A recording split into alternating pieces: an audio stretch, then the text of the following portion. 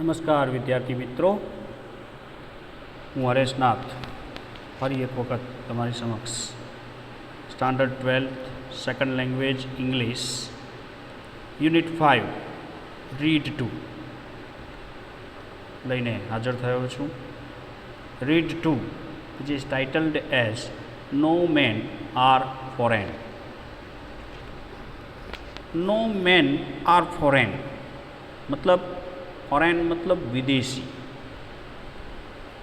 નો main R foreign મતલબ કે કોઈ પણ માણસ આ સૃષ્ટિની અંદર, આ દુનિયા પર રહેલો જીવતો કોઈ પણ માણસ એ વિદેશી નથી, એવું ટાઇટલ ધરાવતી આ કવિતા પોએમ છે, જેના પોએટ છે જેમ્સ કિર્કપ.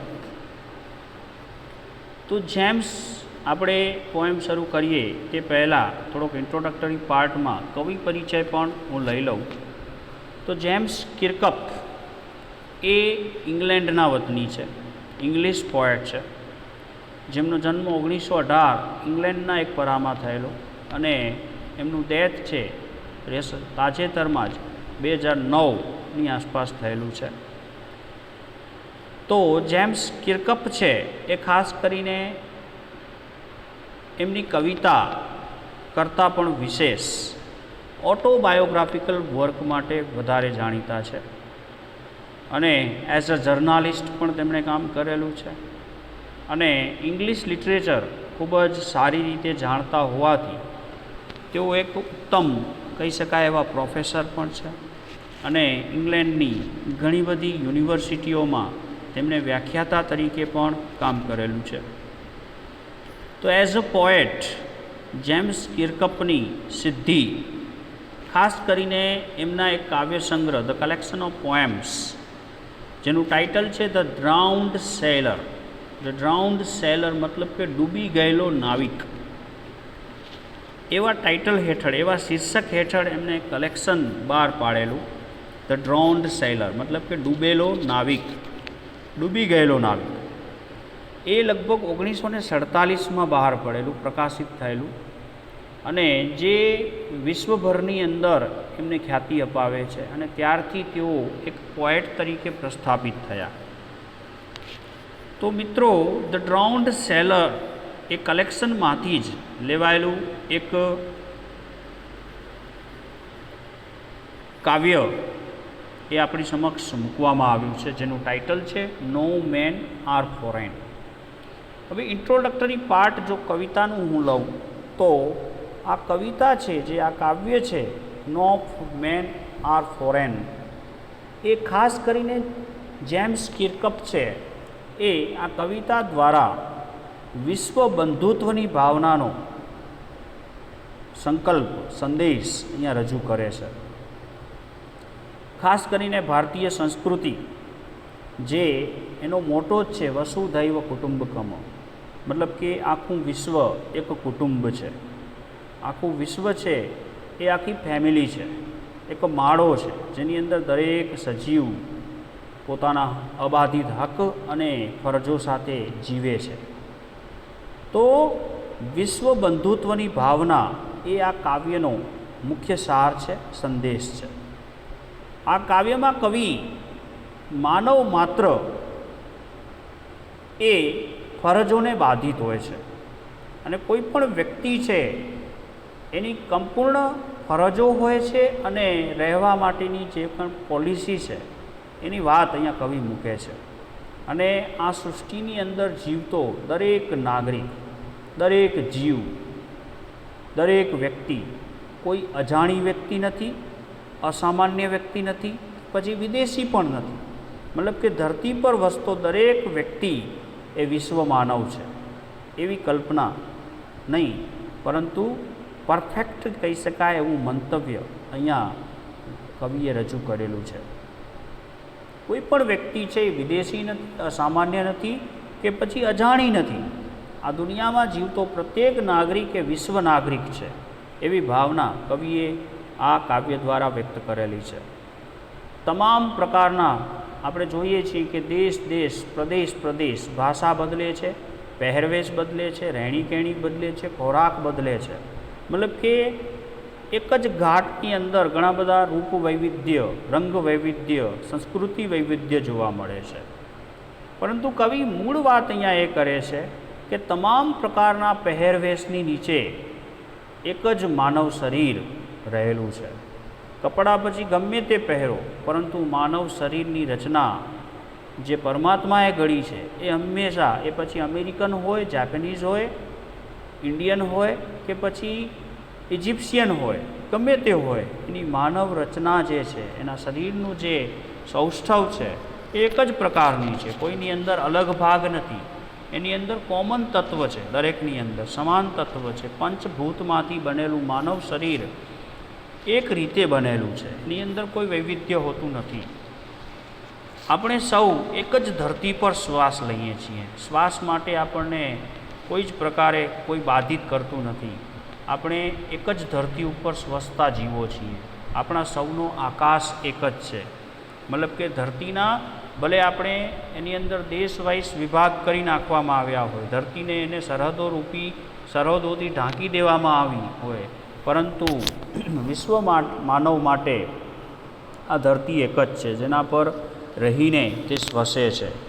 જે ભૂમિ પર આપણે ચાલીએ છીએ, જે જમીન ઉપર આપણે ચાલીએ છીએ, જે ધરતી ઉપર પગ માંડીને આપણે ચાલીએ છીએ, એ કોઈ પર્ટિક્યુલર વ્યક્તિની માલિકીની નથી, પરંતુ બધાની છે, આપણા સૌની છે. અને મૃત્યુ બાદ પણ આપણે આ ધરતીની અંદર જ દફન થઈ જઈએ છીએ. આપણા જે અગ્નિ સંસ્કાર છે કે દફન વિધિ છે એ આ ધરતીને જ સમર્પિત થઈ જાય છે. ત્યાર પછી આ ધરતી છે કોઈની રહેતી નથી. સૂર્ય, હવા અને પાણી આપણા બધાના છે. એની અંદર સૃષ્ટિએ કોઈ ભાગ પાડ્યા નથી.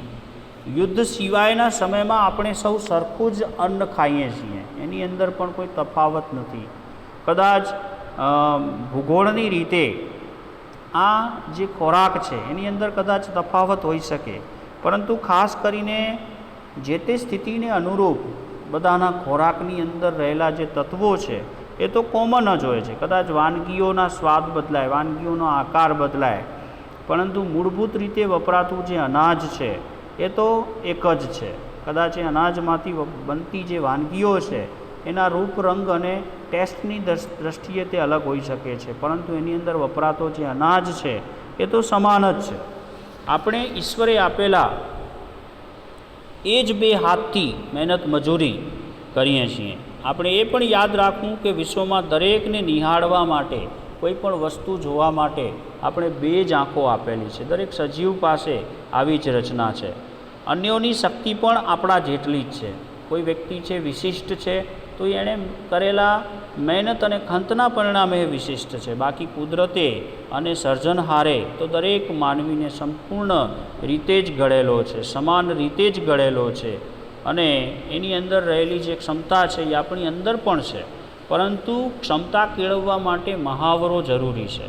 અને એ જે તે વ્યક્તિ જ્યારે મહાવરો કરે છે ત્યારે એની અંદર એ તફાવત જોવા મળતો હોય છે, પરંતુ સર્જનહારે એની અંદર કોઈ તફાવત રાખેલો નથી. આપણે ગમે તેટલી મહાન તાકાતને પણ પ્રેમથી વશ કરી શકીએ છીએ. આ એક અદ્ભુત કહી શકાય એવી ગિફ્ટ આપણે ઈશ્વરે આપેલી છે. પ્રેમ દ્વારા દરેક વ્યક્તિ, દરેક વસ્તુ આપણે વશ થઈ શકે છે. જીવવાની શૈલી પણ માનવ માત્રથી સમગ્ર વિશ્વમાં સમાન છે. આપણે દરેક જણ જે જીવન શૈલીથી જીવીએ છીએ એ પણ સમગ્ર વિશ્વની અંદર કોમન છે. એની અંદર કોઈ તફાવત નથી. આમ આપણે યાદ રાખવું જોઈએ કે આપણા વિશ્વ બંધુઓને આપણે કદાપી ધિક્કારવા ન જોઈએ. આપણે જોઈએ છીએ કે આજે દેશ વચ્ચે સરહદો અંકાયેલી છે અને દેશ એકબીજાના દુશ્મનો બનેલા છે. પણ વાસ્તવમાં આ દેશોમાં જે સરહદો બની છે એ માણસે જ ઊભી કરેલી છે. એમાં પ્રકૃતિએ કોઈ જ રોલ અદા કર્યો નથી. તેથી કરીને વિશ્વ માનવની જે કલ્પના છે એને સાકાર કરવા માટે કવિ એમ કહે છે કે કોઈને પણ નફરત એકબીજાથી હોવી જોઈએ નહીં. આપણે અગર એમને ધિક્કારીએ છીએ તો એનો મતલબ એમ થાય છે કે આપણે આપણી જાતની ટીકા કરીએ છીએ અથવા આપણે આપણી જાતને કોસીએ છીએ. જ્યારે કોઈ પણ કારણસર આપણે તેમની સાથે લડવા માટે પ્રવૃત્ત થઈએ છીએ અથવા યુદ્ધ કરવા માટે પ્રવૃત્ત થઈએ છીએ, તે સમયે સમગ્ર પૃથ્વીને આપણે પ્રદૂષિત કરીએ છીએ. કારણ કે આજના સમયમાં આપણે જાણીએ છીએ કે કેવા કેવા શસ્ત્રો અને કેવા કેવા ઘાતક વિનાશક વિધ્વંસ કરી મૂકે તેવા ઘાતક શસ્ત્રો માણસ જાતિએ બનાવ્યા છે. અને જ્યારે એનો ઉપયોગ થાય છે ત્યારે સમગ્ર પ્રકૃતિ, સમગ્ર સૃષ્ટિમાં એના પડઘા ઉઠતા હોય છે. સમગ્ર સૃષ્ટિ એનાથી પ્રદૂષિત બને છે અને આપણે એના દ્વારા ગંદકી ફેલાવીએ છીએ. તો આમ આપણે સમજી લેવું જોઈએ કે વિશ્વનું કોઈ પણ માનવ એ અજાણ્યો નથી કે પછી દેશ વિદેશનો નથી. એ આ ધરતીનો જ જીવ છે અને એ વિશ્વ નાગરિક છે. એને જીવવાનો બરાબર રીતે સમાન હક છે. આ તો સરહદોને બાંટવામાં આવી છે જેથી કરીને માણસ વચ્ચે તફાવત પરખાય છે. બાકી પરમેશ્વરે એવું ક્યાંય તફાવત એના સર્જનની અંદર રાખેલો નથી. મિત્રો, આ ટૂંક પરિચય આપ્યા પછી હું સીધો જ હવે કવિતાની અંદર પ્રવેશ કરું છું કે જ્યાં કને આપણે કવિને સાંભળીએ. રિમેમ્બર, નો મેન આર સ્ટ્રેન્જ. રિમેમ્બર, કવિ અહીંયા ચેતવે છે. કવિ અહીંયા સજેસ્ટ કરવાના બદલે ચેતવે છે, ઇન્ડિકેટ કરે છે. રિમેમ્બર, યાદ રહે. નો મેન આર સ્ટ્રેન્જ. સ્ટ્રેન્જ મતલબ અપરિચિત, અજાણ્યો વ્યક્તિ. નો મેન આર સ્ટ્રેન્જ. કોઈ પણ લોકો અજાણ્યા નથી. નો કન્ટ્રીઝ ફોરેન. કોઈ પણ દેશ એ વિદેશ નથી. આપણે ભાગ પાડીએ છીએ, આ ભારત, આ પાકિસ્તાન, આ નેપાળ, પણ વાસ્તવમાં કુદરતની જે ન્યાયાલય છે, કુદરતની જે કોર્ટ છે, ત્યાં કોઈ જ સરહદ નથી. કવિ કહે છે યાદ રહે, નો મેન આર સ્ટ્રેન્જ.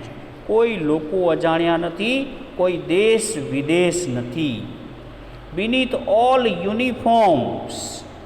દરેક ગણવેશની નીચે. યુનિફોર્મ્સ મતલબ ગણવેશ.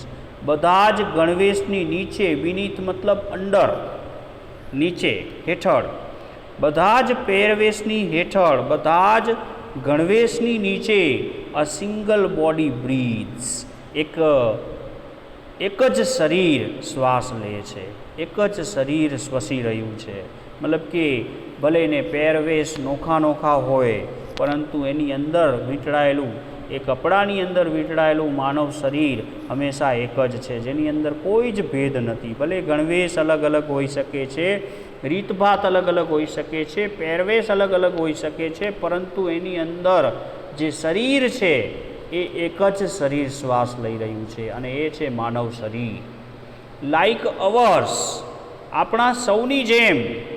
The land our brother walk upon. આપણા સૌની જેમ એ ભૂમિ જેના પર આપણા બાંધવો ચાલે છે, જેના ઉપર આપણા ભાઈઓ ચાલી રહ્યા છે. Like ours. આપણા સૌની જેમ એ ભૂમિ કે જેના ઉપર આપણા બાંધવો, આપણા ભાઈ બહેનો ચાલી રહ્યા છે. Is earth like this. એ જ પૃથ્વી છે. Is earth like this. એ જ પૃથ્વી છે. In which we all shall lie. કે જેમાં આપણે સૌ પોઢી જવાના છીએ. આ એ જ જમીન છે કે જેના ઉપર આપણા બધા જ બંધુઓ ચાલી રહ્યા છે. આપણી જેમ જ આ પૃથ્વી છે એ દરેક જણની છે અને એ દરેક જણ આના ઉપર જીવી રહ્યા છે, શ્વસી રહ્યા છે. આ એ જ પૃથ્વી છે કે જેમાં આપણે સૌ એક દિવસ સમય આવતા, આપણા સૌનું મૃત્યુ થતાં એમાં પોઢી જવાના છીએ, એમાં સૂઈ જવાના છીએ. અંતે તો આપણા માટે જે જગ્યા ફિક્સ કરેલી છે પહેલેથી જ, એ જ માત્ર આપણી કાયમી જગ્યા છે. બાકી તો બધા જ ઉપર આપણે હક જે જતાવીએ છીએ એમાં એ ઈશ્વરે આપેલી આપણને ભેટ છે. એના ઉપર કોઈ અભિમાન કે પછી માલિક ભાવ હોવો જોઈએ નહીં. પરંતુ વાસ્તવિકતા એ છે કે આજે માણસે દિવાલો ચણી છે, સરહદો બનાવી છે અને આ મારું, આ તારું એવું વિભાજન કરેલું છે. પરંતુ કુદરતે વાસ્તવમાં ક્યાંય આવું વિભાજન કરેલું નથી. દરેકને શ્વસવા માટે હવા છે, ઉપર છત્ર જેવું આકાશ છે, પીવા માટે પાણી છે, વનસ્પતિ છે, સૃષ્ટિ છે. આ તત્વોની અંદર ક્યાંય પરમેશ્વરે વિભાજન કરેલું નથી. આ બધું જ માણસનું વિભાજન છે. તેથી અહીંયા કવિ કહે છે ફર્સ્ટ સ્ટાન્જામાં, રિમેમ્બર, નો મેન આર સ્ટ્રેન્જ. યાદ રહે, કોઈ લોકો અજાણ્યા નથી. નો કન્ટ્રીઝ ફોરેન. કોઈ દેશ વિદેશ નથી. બીનીથ ઓલ યુનિફોર્મ્સ. દરેક પહેરવેશની નીચે આ સિંગલ બોડી બ્રીથ્સ. શ્વસે છે એક જ શરીર. લાઈક અવર્સ, આપણા સૌની જેમ, ધ લેન્ડ, એ જમીન, અવર બ્રધર્સ વોક અપોન, કે જેના ઉપર આપણા ભાઈઓ ચાલી રહ્યા છે. ઇઝ અર્થ લાઈક ધીસ, એ જ પૃથ્વી છે. In which we all shall lie, કે જેની અંદર આપણે સૌ એક દિવસ સમાઈ જવાના છીએ, એક દિવસ પોઢી જવાના છીએ. They too aware of sun and air and water, એ લોકો પણ, જેને આપણે વિદેશી માનીએ છીએ, એ લોકો પણ એ જ સૂર્ય, aware of sun and air and water, એ લોકો પણ એ જ સૂર્ય, હવા અને પાણીથી વાકેફ છે. જે આપણે જેનો ઉપયોગ કરીએ છીએ, સૂર્ય, હવા કે પાણી, જેનો આપણે ઉપયોગ કરીએ છીએ, એ લોકો જેને આપણે વિદેશી માનીએ છીએ, એ લોકો પણ સૂર્ય, હવા અને પાણીથી જ વાકેફ છે. જે આપણે ઉપયોગ કરીએ છીએ એનો ઉપયોગ તેઓ પણ કરે છે. Are fed by peaceful harvest, અને એમનું પોષણ થાય છે સાતાદાયક ફસલથી. પીસફુલ મતલબ સાતાદાયક, જેનાથી શાંતિ થાય, જેનાથી ઠંડક વળે એવા માલ, એવા પાક, એવા મોલ મતલબ સમજો છો, ખેતરની અંદર જે પાક થાય છે જેને આપણે મોલ કહીએ છીએ, તો એવા જ ઠંડક આપનારા મોલ દ્વારા એમનું પોષણ થઈ રહ્યું છે. ફેડ મતલબ પોષણ થવું. જે આપણે ધરતીમાં અન્ન ઉગાડીએ છીએ એવો જ અન્ન તેઓ ધરતીમાં ઉગાડે છે અને એમાંથી જ તેઓ પોષણ મેળવે છે. બાય વોર્સ લોંગ વિન્ટર સ્ટાવ, શું કહે છે? અને બાય વોર્સ લોંગ વિન્ટર સ્ટાવ્ડ મતલબ વેન્ટ વિદાઉટ બેઝિક નીડ્સ, મતલબ કે ભૂખમરો અથવા તો પાયાની જરૂરિયાત જ્યાં પૂરી સંતોષાતી ન હોય, દેટ ઇઝ ભૂખમરાની સ્થિતિ, દેટ ઇઝ સ્ટાવ્ડ મતલબ વેન્ટ વિદાઉટ બેઝિક નીડ્સ, મતલબ કે કોઈ જરૂરિયાત છે પૂરી સંતોષાતી ન હોય એને આપણે ભૂખમરો કહી શકાય છે. Are fed by peaceful harvest, મતલબ કે એમનું પણ પોષણ થાય છે ઠંડક આપનારા એ પાક દ્વારા. બાય વોર્સ લોંગ વિન્ટર સ્ટાવ્ડ, મતલબ કે યુદ્ધ સર્જિત જે તીવ્ર અછતના શીતકાલથી, શીતકાલ, વિન્ટર મતલબ શીતકાલ, શિયાળો, શીતકાલ મતલબ કે યુદ્ધ સર્જિત તીવ્ર અછતનો સમય, સ્ટાવ્ડ મતલબ અછતનો સમય. તો જે યુદ્ધથી નિર્માયું છે તેવા અછતના સમયમાં, શીતકાલથી, ધેર હેન્ડ્સ આર અવર્સ, એમના હાથ આપણાથી ભિન્ન નથી. And in their fines we read, મતલબ કે તેમના હાથ છે એ આપણાથી ભિન્ન નથી, આપણાથી અલગ નથી. આપણા હાથથી જે ફસલ કપાય છે, આપણા હાથથી જે અન્ન ઉગાડાય છે એવો જ અન્ન તેઓ પણ ઉગાડે છે.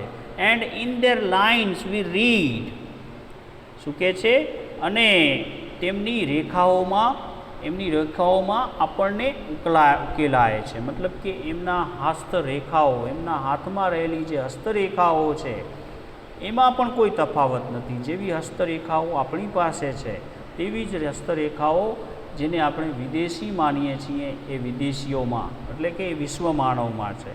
In their lines we read, મતલબ કે એમના જે હસ્ત છે, એમના જે હાથ છે એ આપણાથી ભિન્ન નથી. અને આ બધી જ વસ્તુઓ એમના હસ્તરેખાઓ દ્વારા આપણે ઉકેલી શકીએ છીએ, એમની હસ્તરેખાઓ દ્વારા આ બાબત આપણે જાણી શકીએ છીએ. A labour not different from our own, એ જે શ્રમ કરે છે એ પરિશ્રમ પણ આપણાથી અલગ નથી. અ લેબર મતલબ કે પરિશ્રમ, જે જુદો નથી આપણા શ્રમ થકી. આપણાથી આપણે જે શ્રમ કરીએ છીએ, આપણે જે પરિશ્રમ કરીએ છીએ એવો જ પરિશ્રમ અને શ્રમ એ લોકો કરે છે. A labour not different from our own, એક એવો શ્રમ જે નથી જુદો આપણા શ્રમ થકી, આપણા શ્રમથી એ શ્રમ જુદો નથી. રિમેમ્બર, યાદ રહે. They have eyes like ours that wake, યાદ રહે તેમની આંખો પણ આપણા જેવી જ છે જે જાગે છે. સવાર થતાં જ આપણી આંખો જે રીતે ઉઘડે છે તે જ રીતે એ લોકોની પણ આંખો ઉઘડે છે. એ પણ, એમની પાસે પણ આપણા જેવી જ બે આંખો છે. એમના પાસે પણ કોઈ ડિફરન્ટ કહી શકાય એવું નજરાણું કુદરતે આપેલું નથી. જેવી આંખો આપણી પાસે છે તેવી જ આંખો તેમની પાસે છે. Remember they have eyes like ours that wake. યાદ રહે એમની પાસે પણ એવી જ આંખો છે જેવી આપણી પાસે છે, જે સવાર થતાં જ રોજ સવારે જાગે છે. Or sleep and strengthen that can be won. કે પછી સૂવે છે અને એ જ પ્રેમથી જીતી શકાતું સામર્થ્ય. And strength that can be won by love. શું કહે છે? Or sleep. મતલબ કે એમની પાસે પણ remember they have eyes like ours that wake or sleep and strengthen that can be won by love. શું કહે છે કવિ આખી લાઇનમાં, આખી સ્ટાન્જામાં કવિ વાતને મૂકે છે. રિમેમ્બર, યાદ રહે કે એમની પાસે એવી જ આંખો છે કે જે આપણી પાસે છે, જે રોજ સવાર થતાં જ ઉઠે છે, જાગે છે અને કે પછી સૂવે છે. જેવી રીતે આપણી આંખો પણ નીંદ થતાં ઊંઘ આવતા સૂઈ જાય છે, તે જ રીતે એ લોકોની આંખો પણ ઊંઘરાટી થતાં ઊંઘને માણે છે. એવી ને એવી આંખો એમની પાસે છે. And strength that can be won by love. અને એ જ પ્રેમથી જીતી શકાતું સામર્થ્ય એમની પાસે છે. જેવું સામર્થ્ય આપણી પાસે છે કે આપણે પ્રેમથી કોઈને વશ કરી શકીએ છીએ, એના દિલને જીતી શકીએ છીએ, તેવું જ સામર્થ્ય એ વિદેશી લોકો પાસે પણ છે. એમાં પણ કોઈ તફાવત નથી. In every land is common life. દરેક ભૂમિ પર, દરેક જમીન પર, સમગ્ર ધરતી પર એક જ સમાન જીવન છે. જે કુદરતે જે સૃષ્ટિમાં નિર્માણ પામ્યું છે, એક જ પ્રકારનું જીવન દરેકને મળેલું છે. In every land is common life. દરેક ભૂમિ પર એક જ સમાન જીવન છે. That all can recognise and understand. જેનાથી બધા જ વાકેફ છે અને એને સમજી શકે છે. દરેક જીવને એટલું કોમન સત્ય કુદરતે આંતરસૂઝ દ્વારા જ આપેલું છે કે દરેક પાસે સમાન શરીર છે, સમાન હક છે અને સમાન રીતે જીવવાની પદ્ધતિ છે. તો આખા વિશ્વની અંદર, આખા ધરતી ઉપર જે ભૂખંડો છે, એ ભૂખંડો ઉપર જીવતા જે લોકો છે, એ તમામ લોકોનું જીવન એક સરખું છે. અને દરેક વ્યક્તિને કુદરતે એટલી આંતરસૂઝ આપી છે કે જેમાંથી તે આ સ્વતંત્ર જીવનને સમજી શકે અને એનાથી વાકેફ થઈ શકે. In every land is common life that all can recognise and understand. દરેક ભૂમિ પર એક જ સમાન જીવન છે જેનાથી બધા જ વાકેફ છે અને એને સમજી શકે છે એ જીવનને. Let us remember. આપણે યાદ રાખીએ. Let us remember. આપણે યાદ રાખીએ. Whenever we are told. જ્યારે જ્યારે આપણને કહેવામાં આવે છે કે ટુ હેટ અવર બ્રધર્સ. આપણા ભાઈઓ અને ભાઈઓ, આપણા જે બ્રધર્સ છે, આપણા જે ભાઈઓ છે, એને ધિક્કાર કરો, એને કોસો, એને દોષ આપીને એને વખોડો. જ્યારે જ્યારે પણ આવું કહેવામાં આવે છે, let us remember whenever we are told to hate our brothers. જ્યારે જ્યારે પણ આપણને એવું કહેવામાં આવે કે આપણા જ ભાઈઓને ધિક્કારો, ત્યારે ઇટ ઇઝ અવર સેલ્સ. ત્યારે આપણે જ તેનો પ્રતિકાર કરવો પડશે. At our brothers it is our selves that we shall despise, betray and condemned. શું કહે છે? જ્યારે જ્યારે પણ આપણને કહેવામાં આવે છે કે તમારા ભાઈઓને, આપણા જ ભાઈઓને ધિક્કાર કરો, ત્યારે આપણે જ તેનો પ્રતિકાર કરવો પડશે, છેહ દેવો પડશે. ડિસ્પોઝિસ, બિટ્રે એન્ડ કન્ડેમ્ડ. પ્રતિકાર કરવો પડશે, છેહ દેવો પડશે મતલબ કે કાપી નાખવું પડશે, અને વખોડવું પડશે. કન્ડેમ્ડ મતલબ વખોડવું. મતલબ કે જે વસ્તુ છે, જ્યારે તમને ઉકસાવવામાં આવે છે તમારા ભાઈઓની વિરુદ્ધ, ત્યારે તમારે જ એનો વિરોધ નોંધાવવો પડશે, એને એ વસ્તુને સોલ્વ કરવી પડશે અને એ દગામાંથી બહાર નીકળવું પડશે, જેથી કરીને અંદરો અંદરની ઝઘડાઓ અને અંદરો અંદરની લડાઈ મટી જાય. મતલબ કે આપણે જોઈએ છીએ કે યુદ્ધનું જે સ્થિતિ છે એ એમને એમ જન્મ નથી લેતી, પરંતુ માણસ વચ્ચેના વેરઝેરને કારણે યુદ્ધો જન્મ લે છે અને માણસ એકબીજાને ધિક્કારે છે. હકીકતમાં પૃથ્વી પર વસતો દરેક જીવ વિશ્વ માનવ છે, એને કોઈ પ્રત્યે ધિક્કાર હોવો જોઈએ નહીં. અને જો એવી પરિસ્થિતિ જાગે છે કે દરેક વ્યક્તિને ઉકસાવવામાં આવે તો એવી સ્થિતિને ટાળવા માટે આપણે જ એનો પ્રતિકાર કરવો પડશે. અહીંયા કવિ સલાહ આપે છે, let us remember whenever we are told to hate our brothers. યાદ રહે કે જ્યારે જ્યારે આપણને કહેવામાં આવે કે આપણા ભાઈઓને ધિક્કારો, ત્યારે આપણે જ તેનો પ્રતિકાર કરવો પડશે. That we shall ડિસ્પોઝિસ.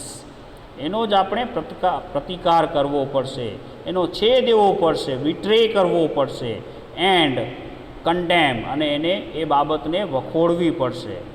કોઈ તમને કહે કે આ બાજુવાળો આમ કરે છે, ત્યારે એનો સાથ આપવાના બદલે એને એ સમજાવવાની જરૂર છે કે આ પણ આપણામાંનો જ એક છે, એ અલગ નથી. ત્યારે આ સ્થિતિને કાબૂમાં લેવા માટેના પ્રયત્નો આપણે પોતાની જાતથી જ આદરવા પડશે. એ બાબત અહીંયા સંદેશ સ્વરૂપે કવિ મૂકે છે. રિમેમ્બર, યાદ રહે, we who take arms against each other. યાદ રહે કે એકબીજાની સામે હથિયાર ઉગામનારા આપણે. Remember we who take arms against each other. યાદ રહે આપણે કે જે એકબીજાની સામે હથિયારો ઉપાડે છે, એકબીજાની સામે હથિયારો ઉગામે છે. It is the human earth that we ડિફાય.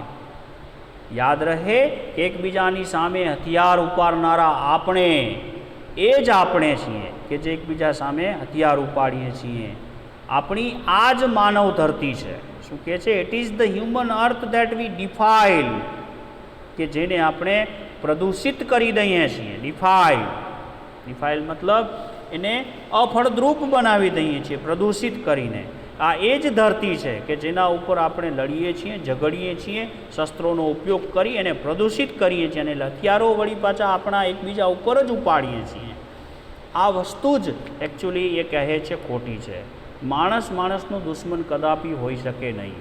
આપણે માનવ જાતિમાં છીએ, સંસ્કૃત માનવ જાતિ કહેવાય છે. એકબીજાના દુશ્મન હોવાના બદલે આપણે સહજીવન અપનાવવું જોઈએ, અને આ જે દુશ્મનાવટ છે એને હંમેશા ટાળવાની વાત છે. તો અહીંયા કવિ કહે છે, remember we who take arms against each other, it is the human earth that we defy. યાદ રહે આપણે એ જ છીએ કે જે આપણી સામે એકબીજા સામે હથિયાર ઉપાડીએ છીએ, અને એ જ ધરતી ઉપર લડીએ છીએ કે જે આપણો માળો છે, જે આપણો ઘર છે, જેને આપણે પોતે જ નુકસાન કરીએ છીએ, પોતે જ આપણે પ્રદૂષિત કરીએ છીએ. ડિફાઇલ કરવું મતલબ પોલ્યુટેડ કરવું, મતલબ કે એ જ ધરતી આપણા સૌની છે કે જેને આપણે નુકસાન પહોંચાડી રહ્યા છીએ. હકીકતમાં આપણે આપણા પગ ઉપર જ કુવાડો મારી રહ્યા છીએ. કવિ અહીંયા કને એ વાતને મૂકે છે. જેથી કરીને માણસ વચ્ચેનું જે યુદ્ધ છે એ હકીકતે સર્વથા વર્જ્ય છે. એ ક્યારે પણ થવું જોઈએ નહીં. એનો વહેલી તકે સમજણથી નિવેડો લાવવો જોઈએ. અવર હેલ્સ ઓફ ફાયર, શું કહે છે? Our hells of fire and dust outrage the innocence. શું કરે છે? પ્રદૂષિત કરી, જેને આપણે પ્રદૂષિત કરી અગંજાળ. હેલ્સ ઓફ ફાયર મતલબ કે અગ્નિનું નરક, જેને આપણે અગંજાળ તરીકે ઓળખીએ છીએ. એન્ડ ડસ્ટ, અને ધૂળથી ભરેલા આપણા નર્કગૃહો. ધૂળ અને અગ્નિથી ભરેલા નર્કગૃહો કે જે the innocence of air that is everywhere our on. શું કે છે? સર્વવ્યાપી જે નિર્દોષતા છે, સર્વવ્યાપી જે નિર્દોષતાની આપણી પોતાની હવા છે, એને અતિક્રમી જાય છે. જે આપણા વચ્ચેની જે વૈર છે, આપણા વચ્ચેનું જે વૈમનસ્ય છે, અને માણસ વચ્ચેનો જે ઝઘડો છે, માણસ વચ્ચેના જે યુદ્ધો છે, એના કારણે શું થાય છે? એ જ ધરતી છે જે આપણો માળો છે, એ જ ધરતી છે જે આપણો રહેવાસ છે. It is the human earth that we defile, our hells of fire and dust outrage the innocence. મતલબ કે એ જ આપણી આ જ માનવ ધરતી છે જેને પ્રદૂષિત કરી અગંજાળ અને ધૂળથી ભરેલા આપણા નર્કગૃહો, જે સર્વવ્યાપી આખી સૃષ્ટિમાં ફેલાયેલી જે નિર્દોષતા છે, એ આપણી પોતાની જ હવાને અતિક્રમી જાય છે. મતલબ કે આ નિર્દોષતા સંપૂર્ણપણે ખતમ થઈ જાય છે. માણસ જાતિએ પર્સનલ જે પોતપોતાની વચ્ચે જે વૈમનસ્ય ઊભો કર્યું છે એની અંદર માનવ જાતિની જે ગરિમા હતી, માનવ જાતિની જે નિર્દોષતા હતી, અને એ નિર્દોષતા પાછી સર્વવ્યાપી હતી. પરંતુ પોતાના સ્વાર્થ અને પોતાના દંભીપણાના કારણે આપણી આ નિર્દોષતા, આપણી આ ભલમનસાઈ ક્યાંય વેચાઈ ગઈ છે. મતલબ કે આ નિર્દોષતા બિલકુલ ખતમ થઈ ગઈ છે અને આપણી પોતાની જ, આપણા પોતાના માટે જ જે પરમેશ્વરે બનાવેલી સૃષ્ટિ છે, જેમાં કોઈ ભાગ નથી, હવા પાણી ઉજાસમાં કોઈ ભાગ નથી, એની અંદર પણ ભાગ પાડવામાં આવ્યા છે. પોતાની જ હવાને આપણે અતિક્રમી ગયા છે, પોતાની જ હવાને આપણે પ્રદૂષિત કરી રહ્યા છીએ. વાસ્તવમાં આપણે આપણા પોતાના પગ પર જ કુવાડો મારી રહ્યા છીએ. એ વાતથી આપણને કવિ જગાડે છે, અવેક કરે છે, સચેત કરે છે કે આ બાબત બિલકુલ અયોગ્ય છે. તેથી કરી શાનમાં સમજો, માણસ એ ભાઈ છે, એકબીજાની જાતિ છે એ કોમન છે, એની અંદર કોઈ તફાવત નથી. દેશની વચ્ચે પાડેલી સરહદો એ માત્ર તમારા વહીવટ ખાતર તમે પાડી છે, પણ એને આવી હિંસક રીતે યુદ્ધો દ્વારા એને પ્રદૂષિત ન કરો. કારણ કે ઈશ્વરે એક ધરતીનું નિર્માણ કર્યું છે, ત્યાં કને કોઈ પણ રેખા, કોઈ પણ સરહદ ખેંચી નથી. પહાડો, ધરતી, આકાશ, સમુદ્ર, જલાશય, નદીઓ, જંગલો આ આપણા સૌ માટે જ છે. એક જ આકાશ છે, એક જ આકાશી છત્ર નીચે આખી ધરતીમાં જીવતા જીવો પલપે છે. મતલબ કે આપણા સૌની કોમન ધરતી છે, એની અંદર વિક્ષેપ પાડીને એકબીજાના વૈમનસ્યના કારણે આપણે આ ધરતીને જ પ્રદૂષિત કરીએ છીએ, એની હવાને પ્રદૂષિત કરીએ છીએ, એના પાણીને પ્રદૂષિત કરીએ છીએ, અને એક જ આકાશને પ્રદૂષિત કરીએ છીએ. એ આકાશ કોનું છે, એ ધરતી કોની છે, એ પાણી કોનું છે? આપણા સૌનું છે. અને એને જ આપણે આપણા આંતરિક કલહોના કારણે પ્રદૂષિત કરીએ છીએ.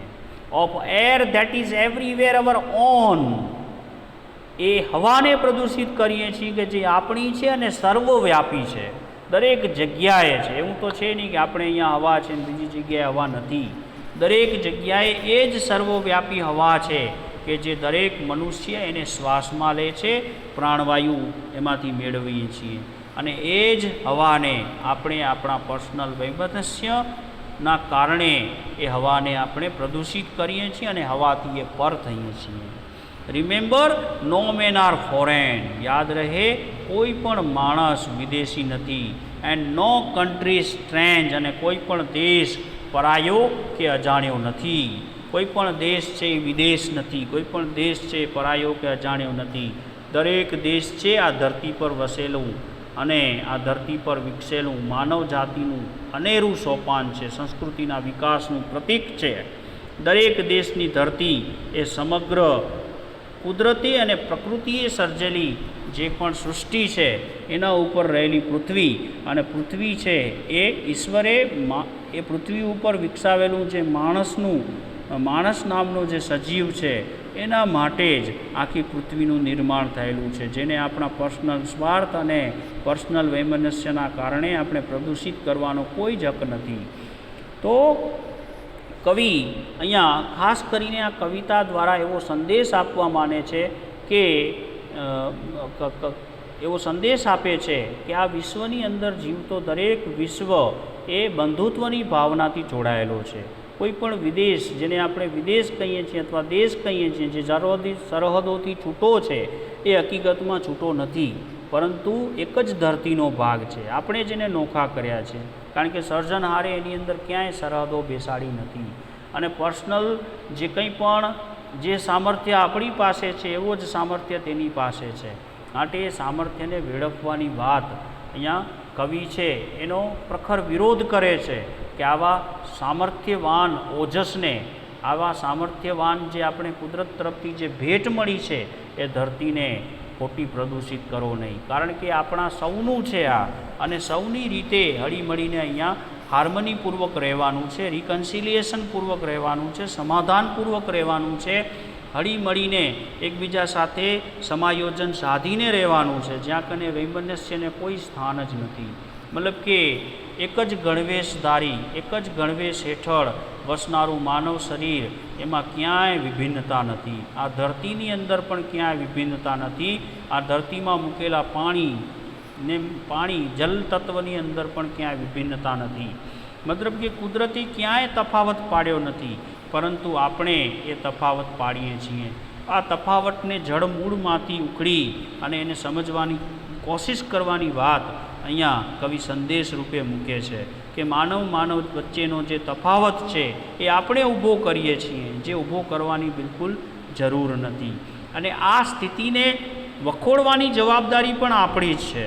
એ સ્થિતિમાંથી માર્ગ કાઢવાની જવાબદારી પણ આપણી છે. આ દેશો વચ્ચે થતા યુદ્ધો, દેશો વચ્ચેના જે વૈમનસ્યો છે, એ બધું સોલ્વ કરવાની જવાબદારી કોની છે?